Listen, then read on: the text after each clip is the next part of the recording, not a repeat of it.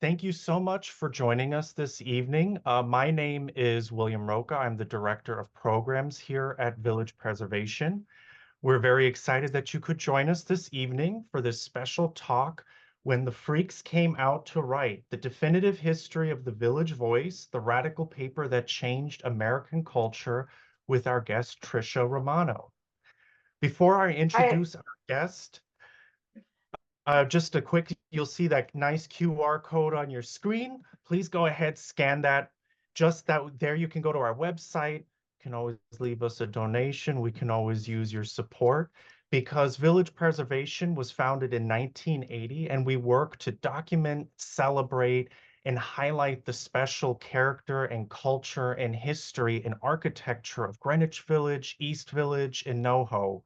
We've helped protect over 1,250 buildings and 100 blocks of zoning protections. So we've done a lot, and we do over 80 programs like this a year, and they're usually all free. So your support is critical to help us keep doing the work that we do and to keep these programs free and open to the public. So if you have a moment, scan that QR code, learn a little bit more about village preservation and the work we do and the other programs we have happening. And then if you can, pop a little donation in there for us. We'd always appreciate that and become a member. For future events, we have another one already tomorrow evening at 6 p.m. We have the Saul Leiter plaque unveiling. This will be an in-person event. If you are interested in attending and it is free and open to the public, please head over to villagepreservation.org. You can go to our events tab there and read about all the details there, address and everything where it'll be. And it starts at 6 p.m. So if you're interested, please pop over there. Now for this evening's guest, Tricia Romano. She began her 8-year career at the Village Voice as an intern, and as a contributing writer, she wrote features, award-winning cover stories about culture and music. And her column reported Fly Life gave a glimpse into the underbelly of New York nightlife, and I'm sure she has some great stories to share with us today. She has been a staff writer at the Seattle Times and served as editor-in-chief of The Stranger, Seattle's alternative news weekly. A fellow at MacDowell, UCross, and Malay artist residencies, her work has been published in the New York Times, Rolling Stone, The Daily Beast, Men's Journal, Elle, Alta Journal, and the Los Angeles Times. So she's joining us from Seattle. So thank you for the great distance that you're able to join us from. And this is her first book. Welcome, Tricia. Thank you. Thank you for having me. Can everybody see me okay? Yes. I don't have a little thumbnail of myself on the screen. Um, so yeah, this is my first book. It just came out at the end of February, and we did a few events in New York, one at McNally Jackson and Greenlight Books. We did a KGB party for voice staffers. I also visited LA and Portland and Seattle, but we haven't really done much beyond that. So virtual events are great for that. Um, I'll just tell you a little bit about why I started to do this book. Um, in 2017, Nat Hentoff and Wayne Barrett died. Nat Hentoff, you might remember, is the jazz writer, civil liberties columnist that was at The Voice for many years.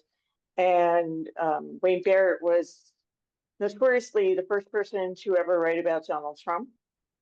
And they both passed away at the beginning of 2017, and that gave a couple of Voice alumni the idea to have a reunion party.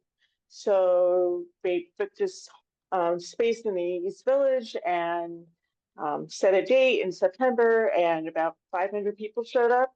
And the week of that reunion, the then owner of Du Bois, billionaire named Peter Barbie, decided that he was going to stop printing copies. He was going to just take it online only. And so it kind of had this dual, the event had this dual purpose. It was kind of a funeral memorial, and a reunion. And when I was there, I was struck by how many people that were at the reunion were there during the first 10 years of the Voice's life, including one of the original co-founders at Fancher, who just passed away like 3 months ago. He was 100. But at the time, he was 94, 95. Jonas Mekas, the filmmaker, avant-garde filmmaker, and critic, the Voice's first film critic, he was there. And, Susan Brownmiller, the feminist writer, was there. So everyone that was there in the first 10, 15 years of the life of the Voice, I felt like it was this urgency to capture their voices before they left. And so I never thought that this could be anything other than an oral history, because there had been memoirs about the Voice, and there had been, narrative pieces of books about the Voice. But to me, the interesting thing about the Voice is the collection of those voices, not just one person's story or somebody's take on that story. So I set about doing a pretty impossible thing. And 5 or 6 years later, here we are. And it's a really large book, but I promise it goes fast. And do you want to, William, you want to ask me a few questions, or do you want me to Yes. show the video or introduce the video? Well, yeah, let's ask a couple of questions and you can pop your video in. And folks, please feel free to already start submitting your questions. This is a conversation that we're having with Tricia, so we definitely want your questions already right here and now. But I kind of just wanted to jump off what you were talking about. This is an oral history, and there are many, many generations that you talked about who were gathered there for that reunion you had. And Mhm. as you were getting people's interviews and hearing their voices, getting their voices, what kind of really popped out in your mind? Because it's such a big change in history and different eras that the Voice covered. What were some of the trends that you saw, some of the things that you saw that were maybe very similar across the generations, but also were, reflected the unique eras that folks came from and wrote about? Well, I think one of the similarities is that no matter what era of the Voice, everybody has this very strong affinity for it, that worked there. Um, and a lot of the people that came to the Voice from outside of New York um, had that same sort of aspirational, they wanted to live this bohemian or village life. And, especially once the Voice was around for a few years, they saw it, and they were drawn to Lower East Side and the village because of the Voice. And, that continued all the way, until, even now, there are lots of people that listen back, look, saw the Voice in their library or, at their newsstand and read it and thought, I really want to go there and be a part of it. Um, Somebody's asking about the video. So,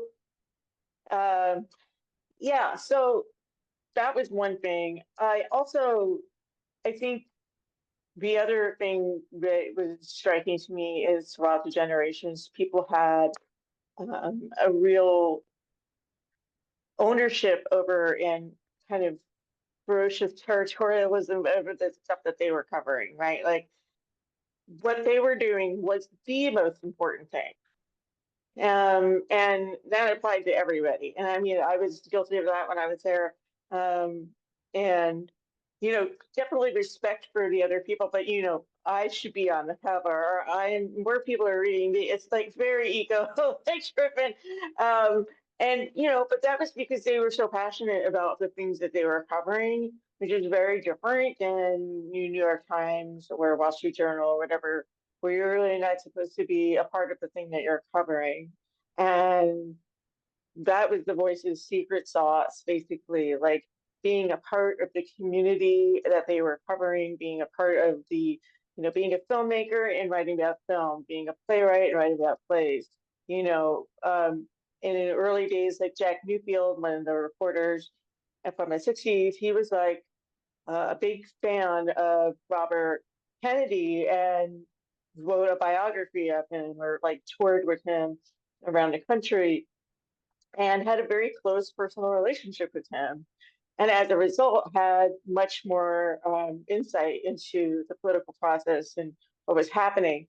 But he had to disclose it, and he would also be critical at times. But that kind of access and that kind of closeness to your subject is just not allowed in other places. And to some people, I would say to their detriment, right? The Voice, I think, there was such an urgency and immediacy to what they were covering, that for a very long time they had that kind of world to themselves. Yeah. Yeah, so why don't we go ahead, share the video, and then yeah, we have a ton more questions to go through. Okay. So I'm just gonna say this is from the chapter towards the back, and it is about the mid 2000s time when the New Times chain took over the Village Voice and caused a tremendous amount of upheaval and the culture clash that happened when those guys came in to the paper. And they're from Denver and Arizona. They think they're cowboys. They're kind of self-described libertarians. And, they had been trying to buy the Voice for a really long time and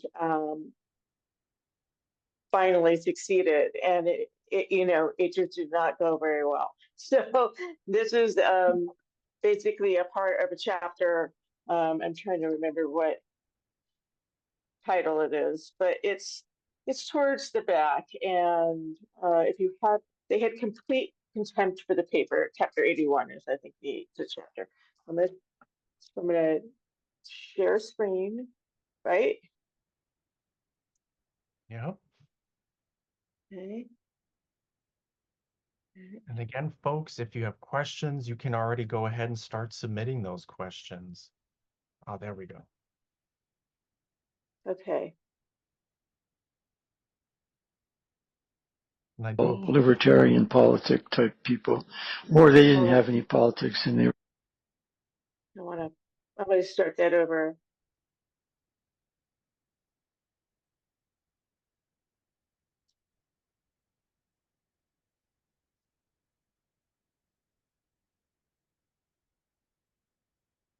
I hate those assholes who ruined and erected.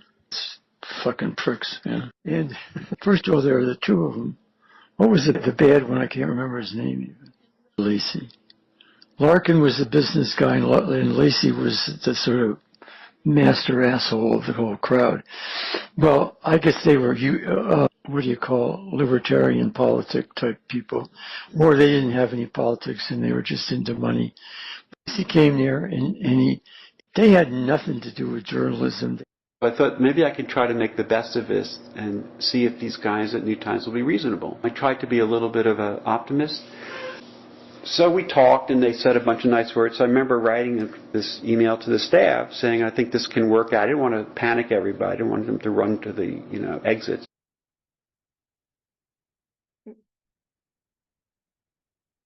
Sorry. There we go. Just quitting over this thing. I think some people thought I was disingenuous by doing that.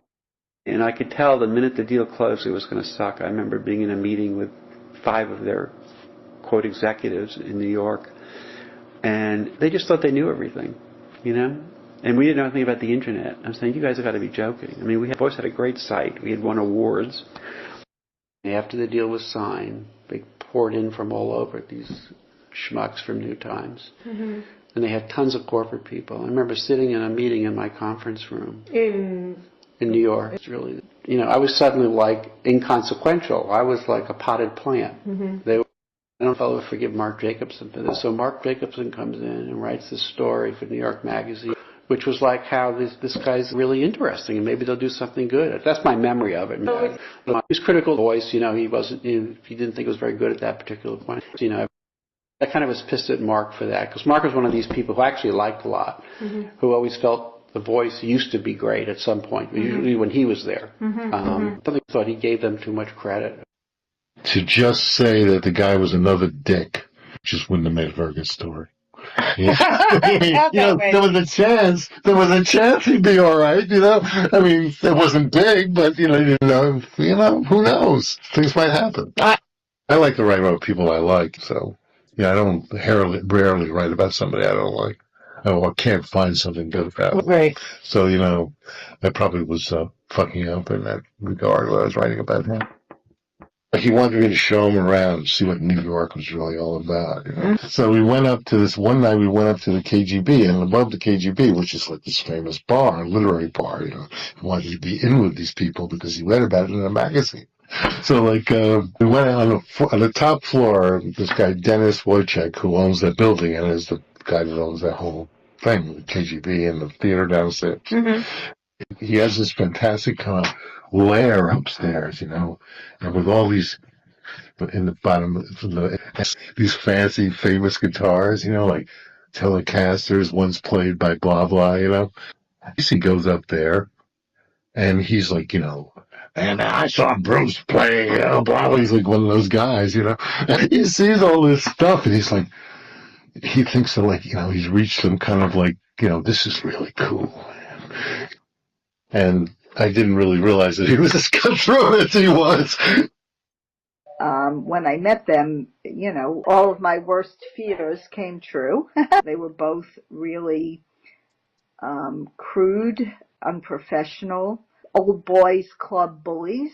Here I was, a woman in a leadership role at their flagship paper they were old boys network through and through. They had one woman in the editorial. They were really, I wanted to wash my hands every time I shook them.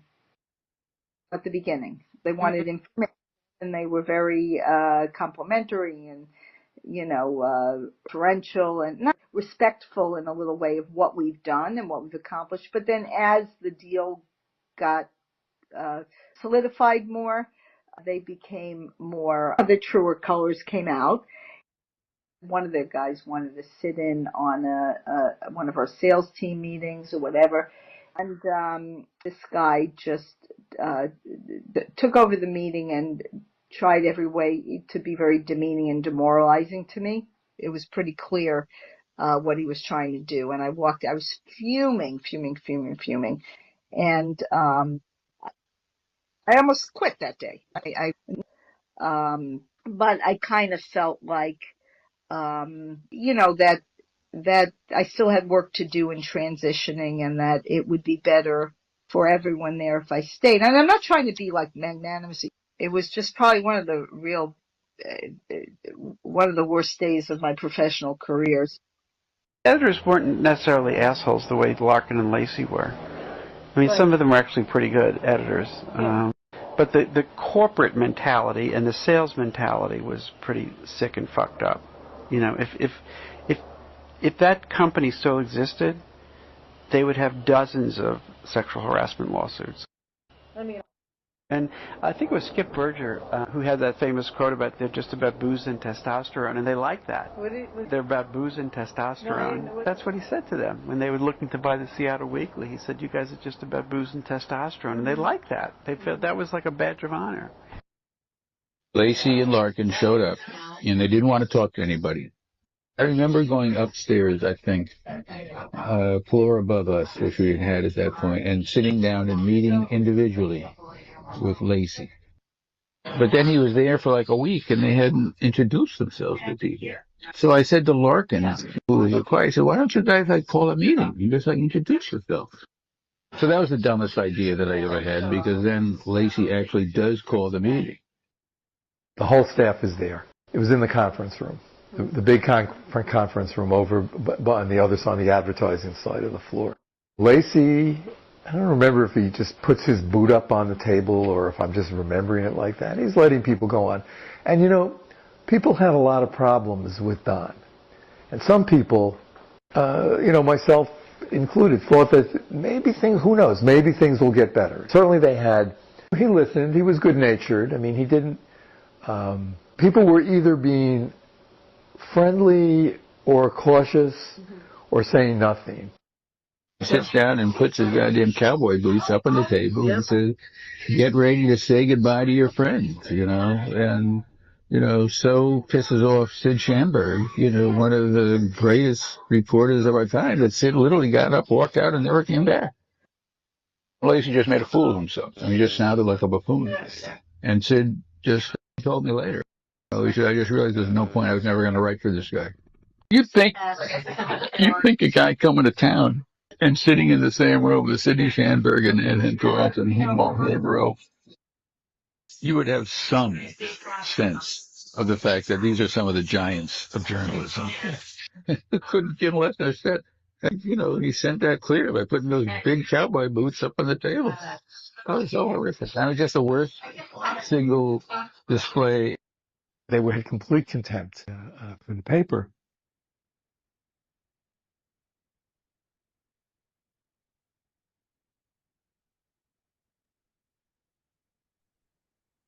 Okay. Wow. That was intense. That was some very strong feeling.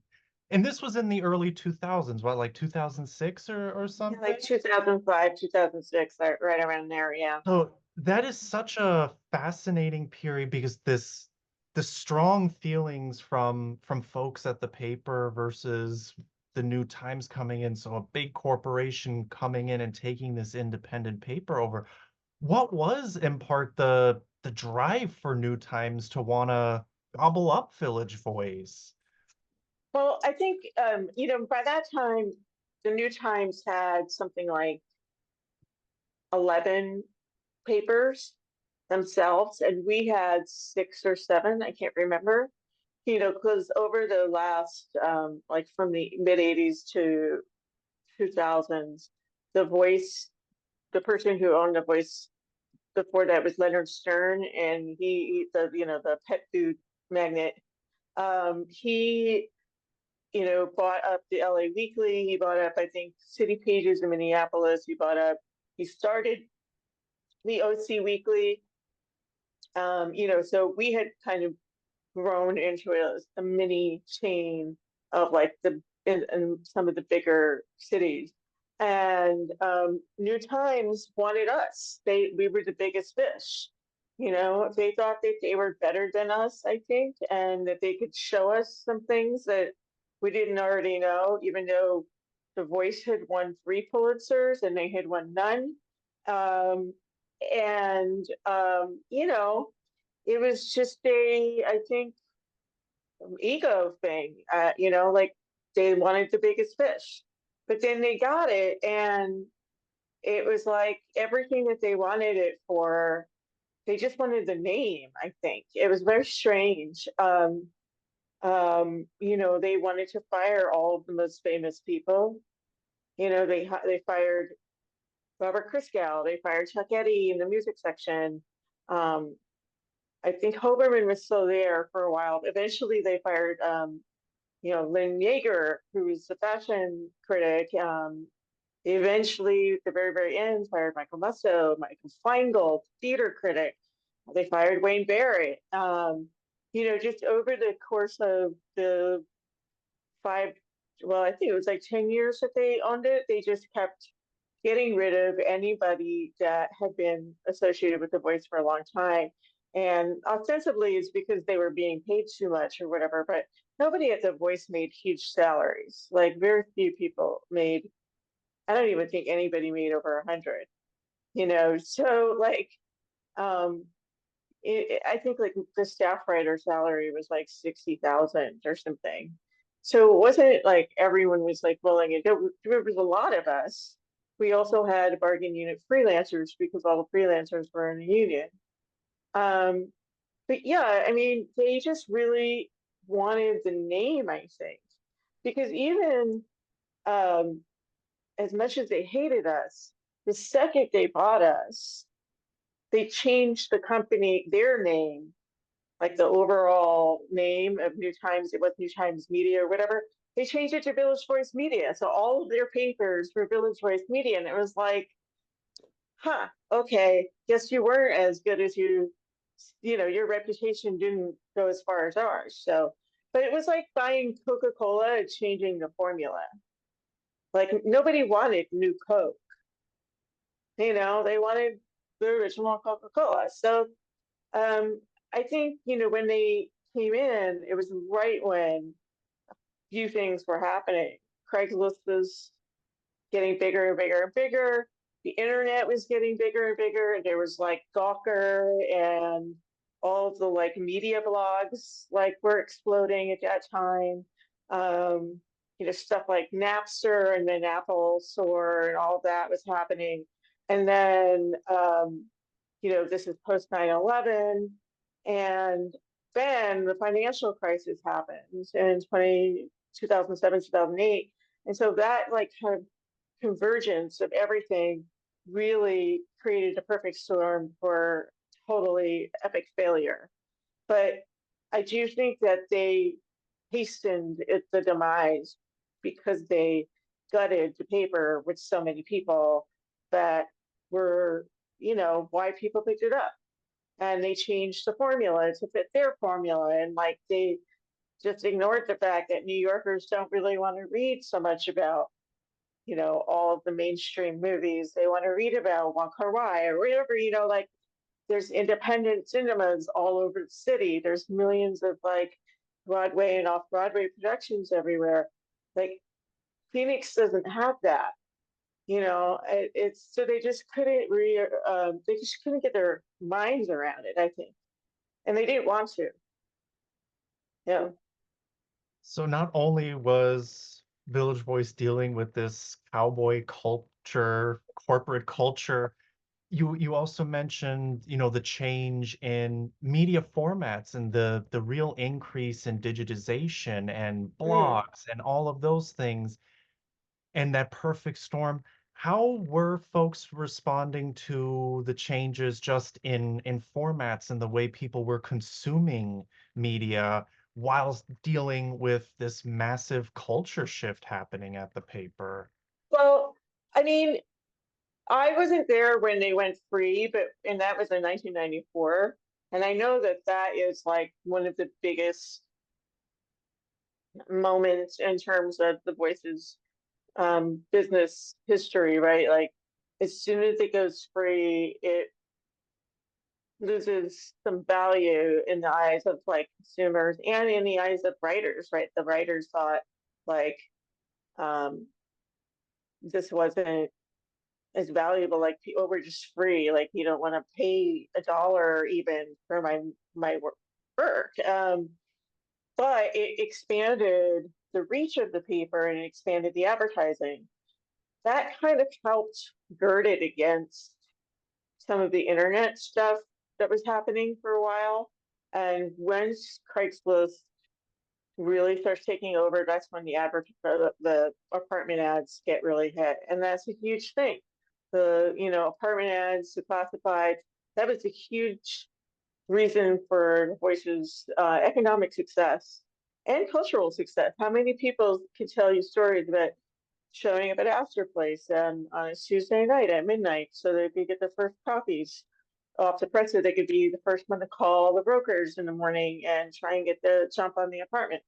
How many people went on dates for the classifieds, so and real dates, not, but those too. So but it was so that was happening, and then this resurgence or the surge of blogs like Perez Hilton and Gawker and all those things. We were unionized, which meant that there were restrictions on what writers could do. Like blogging the internet was a part of our union contract. So they couldn't just turn to us and say, you write 6 blog pieces a day to keep up with Gawker. So even when we finally got around to hiring people that were specifically for the web, like created new positions that weren't unionized, essentially, we were still behind because, I would be writing my column a week after I had attended something. Because I wasn't being paid to blog.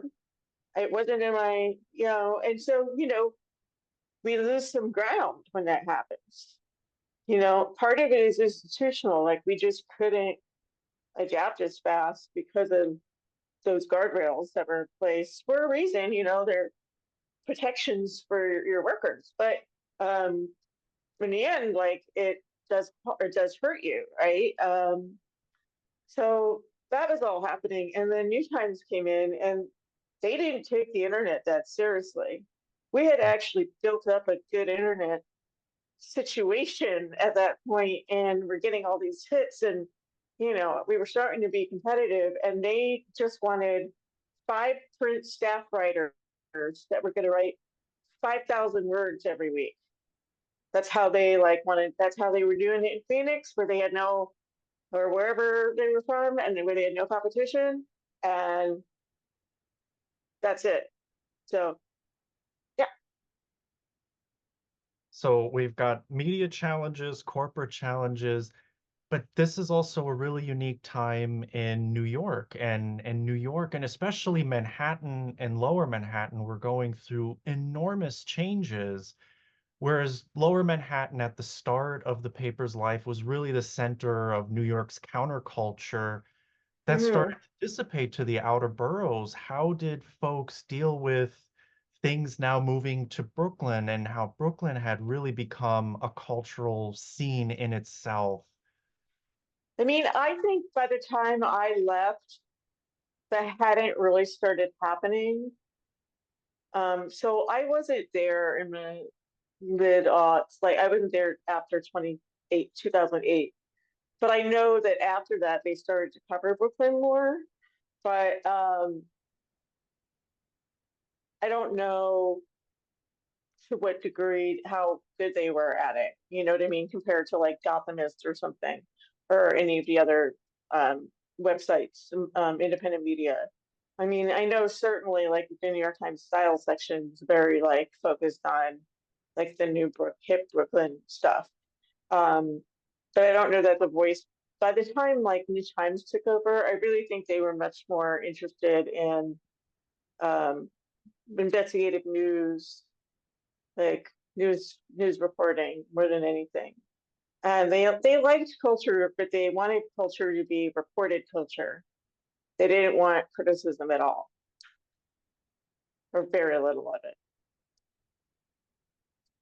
And then just, for yourself, when you were at the paper, what was it like for you, there as a woman in a very seemingly very male dominated industry still at this time?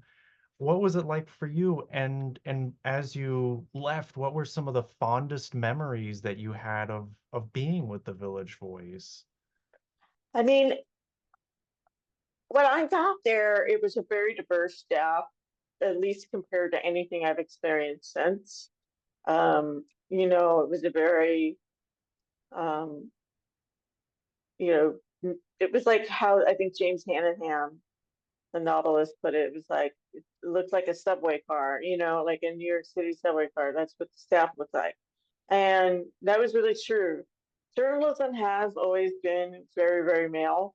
Like if you were to do a TV show about the very beginning of The Voice, it would just be nothing but dudes and white dudes, and then Mary Nichols, and then later Susan Brownmiller and some of the feminists come in, but like mostly men, and that was really true all the way through the 80s, I would say. And there were a handful of women that really cut through that. And that's about by the time I was there.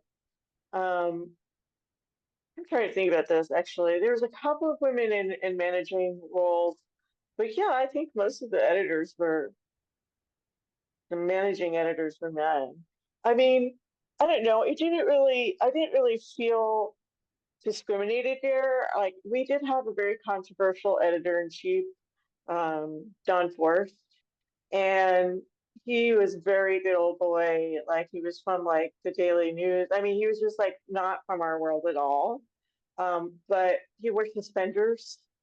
He came every day to work in suspenders and press slacks and was there at like 8 a.m. when nobody was in the office. Like we didn't have to get there. Like our hours at the time was like 11 to 7.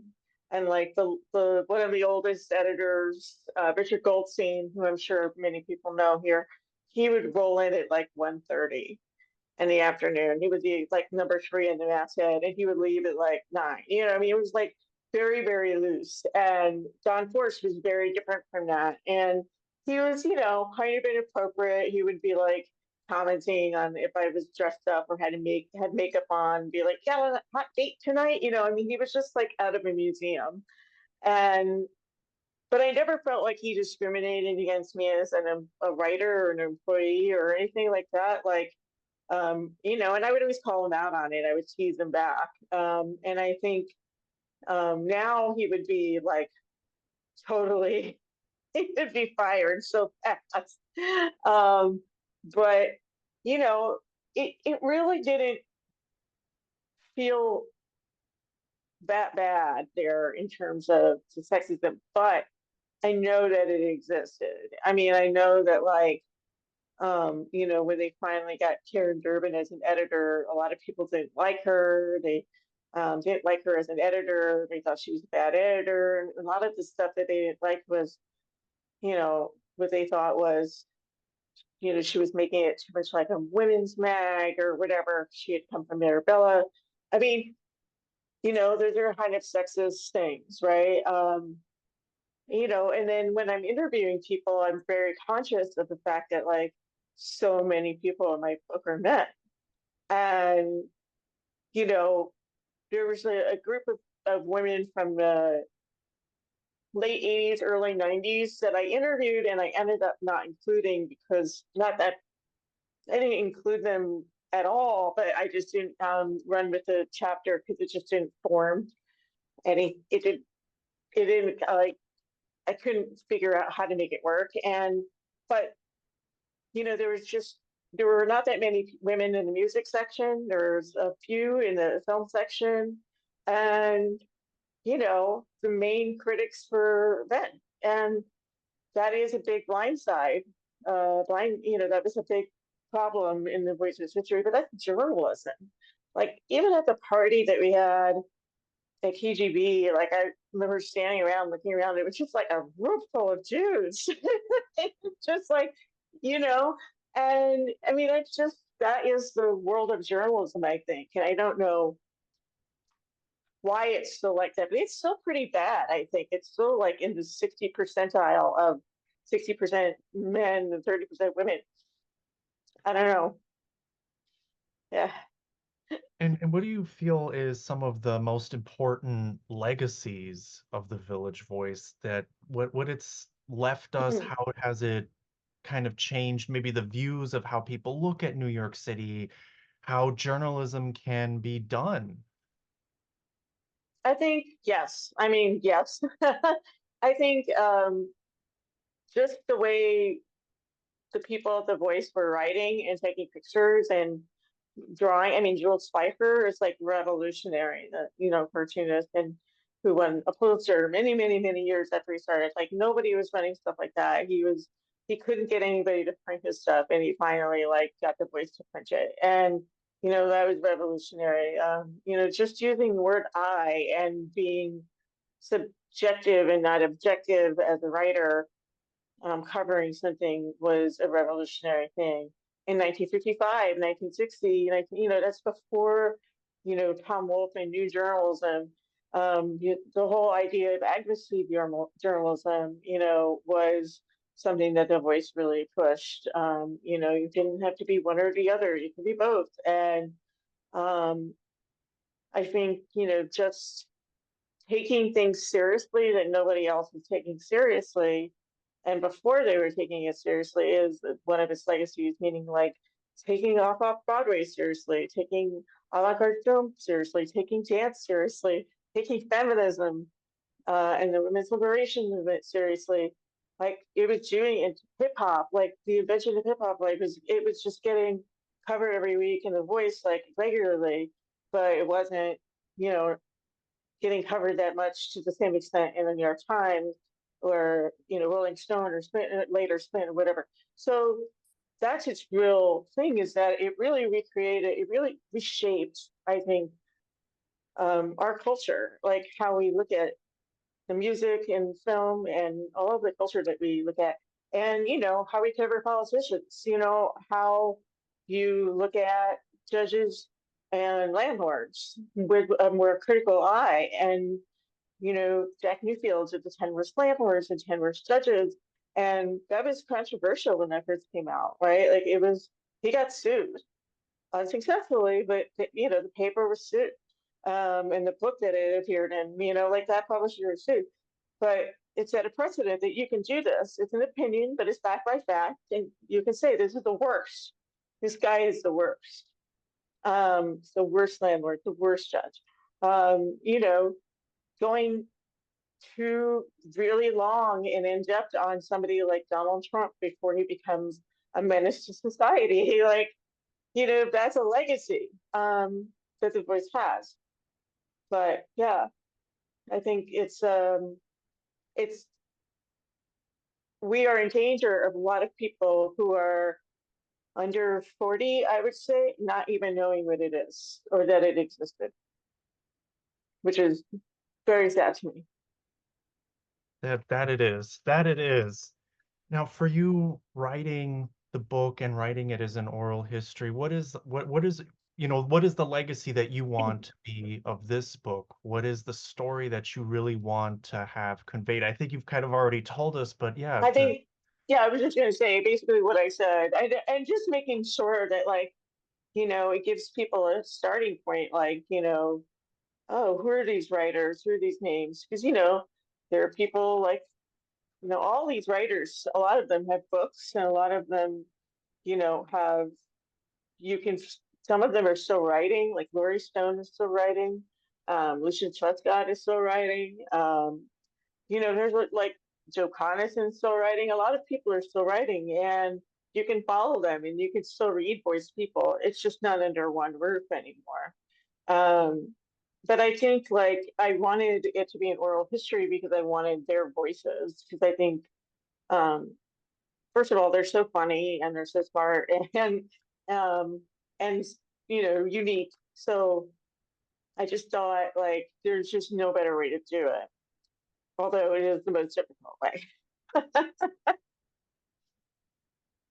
all right. Well, we still have some time and we can take a few questions here from our audience. Let's take a look here. So we have someone asking about Fred McDarrah, longtime photographer. Do you have any, you know, stories about Fred McDarrah and even just, you know, photography in general at the Village Voice? Yeah, there's just a bit of on Fred. Fred was gone by the time I started writing about it, but I talked to his son, who Tim McDarrah, who I think maybe some people on this chat will know personally, and his mother, Gloria McDarrah, and um, they both passed away since I had talked to him. But I was really lucky to get a couple of hours with Tim, who took me through the tour of Fred's amazing filing system for his photos. The most meticulous filing system I think I've ever seen in my life. And you know, just talking, he knew all the stories. Like he was doing such a good job of keeping his parents, you know, his father's legacy alive, and as a result, um, you know, The Voice's legacy alive. And it's really sad that he died a couple of years ago. pretty young. He had cancer, and I think it recurred. It was just very sad. I didn't know that it happened until a couple months later. But so that's what I talk about him, and I talk about James Hamilton, who has a documentary out about him right now called Uncropped. And the center of the documentary is about a voice. So it's totally, it goes hand in hand with this book. It's great documentary. And obviously I talk about Sylvia Plackey and Catherine McGann. But, it's the visual and art portions of it aren't as extensive just as I'd like, but it is already a 500 something page book, and I had to stop at the third point. Well, that kind of brings us, do you feel that there's another book as a possibility to like continue on different elements of the stories, or even where are there different things that you want to pursue and go down? No, I do not want to do another version of this. I mean, I have lots of material, but this was pure hell to put together. So we do want to try and get it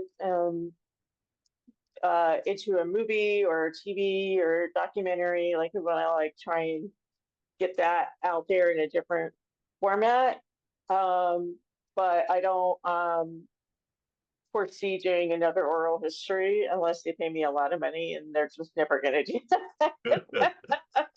Oral histories are probably the most difficult way you could do something, especially this kind of oral history where it's like hundreds and hundreds of people that you're trying to turn into a narrative. And yeah, it would have been a lot easier for it just written it narratively, but now it's fun. So to read, I think. Well, we salute you for the amazing effort. We're so happy that you did do the book the way you did it, because I think everyone's going to really enjoy it. Trying to see do we have Q&As with Jenny? Jen Briggs. No, I don't have anything about this photographer, Jen Briggs. And it was in the chat. Yeah, folks. Oh yeah, it looks like look what happened to the villager. She's now politically questionable corporate owners and Village Sun can publish. Yeah, it's very true. I think that one of the biggest problem with what's going on in media right now, which is the decimation of all the people losing their jobs, X, Y, and Z, is the biggest hit is to local newspapers. I don't live in New York anymore, but I know that the New York Post and Daily News are really small, and barely getting by. Does Daily News come out in paper anymore? I don't know. I mean, I'm guilty of consuming only Yeah. digital news on New York Times app, etc. So yes. Yeah, I mean, so I keep saying I think we're going to end up with a national newspaper, and it's going to be the New York Times.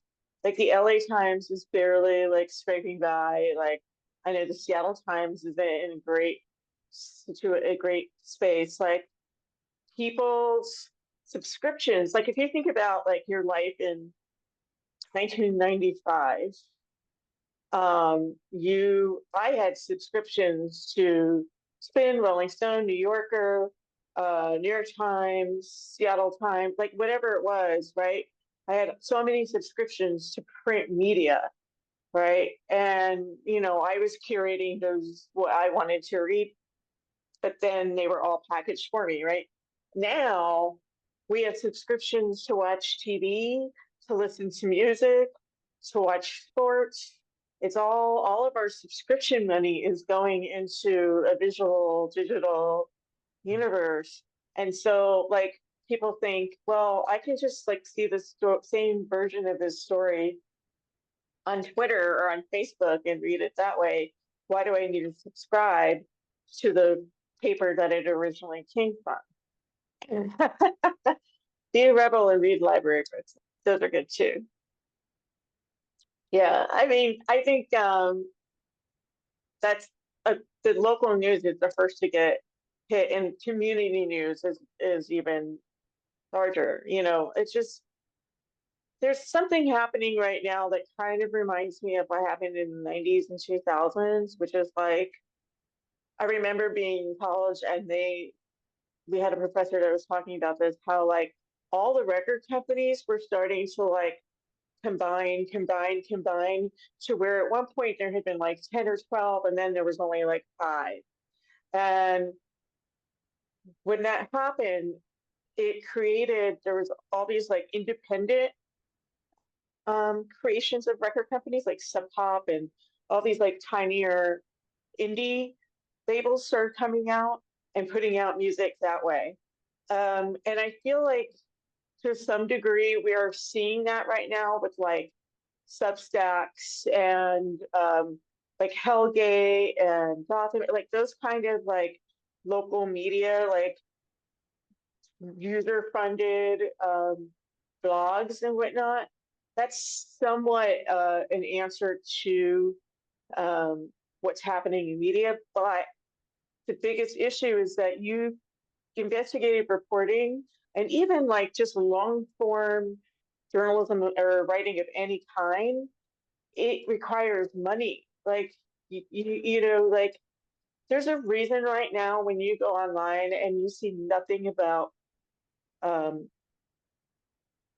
nothing but like quick opinion pieces or little essays, you know, when you see that, it's because they're not paying anything. They're paying $150 to $300 for something that's like 1,500 words or whatever.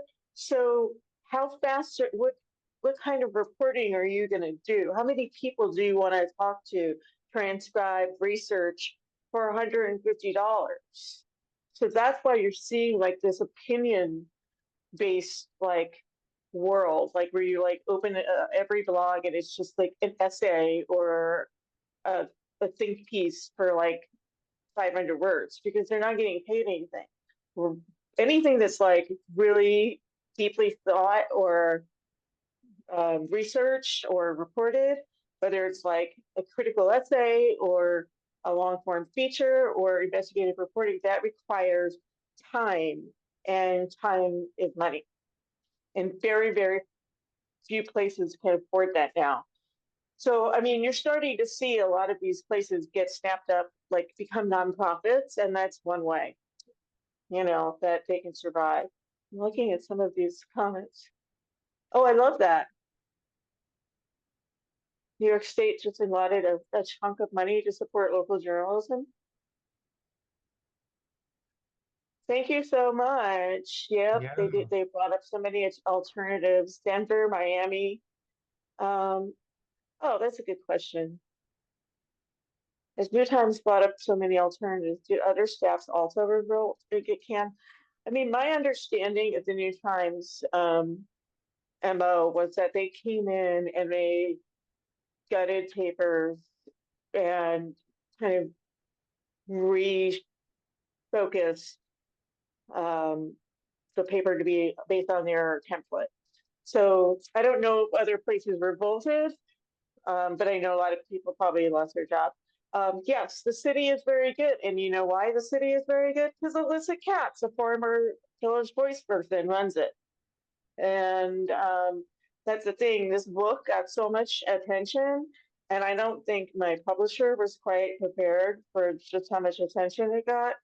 And I said, you know, I told you guys this, we're going to get a lot of attention because the Village Voice Mafia is huge. Like they are everywhere, you know, everywhere. Like Dwight Gardner wrote for the Village Voice at the New York Times to review this book in a masterful way. You know, Maureen Corrigan, who reviewed it on NPR, she was a Village Voice person. So many people that I have talked to or who have reviewed the book are all voice people. And so we are everywhere. So that's one of the most important things we learned tonight. I love that term, the Village Voice Mafia.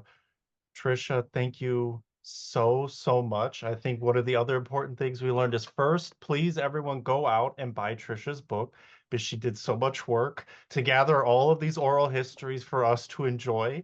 The freaks came out to write, so please go to your local independent bookstores, buy this Strand, I don't know. book.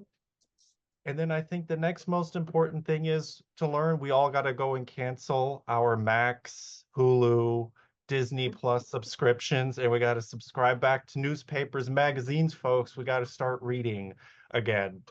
But thank you everyone Yes. so much for joining us tonight.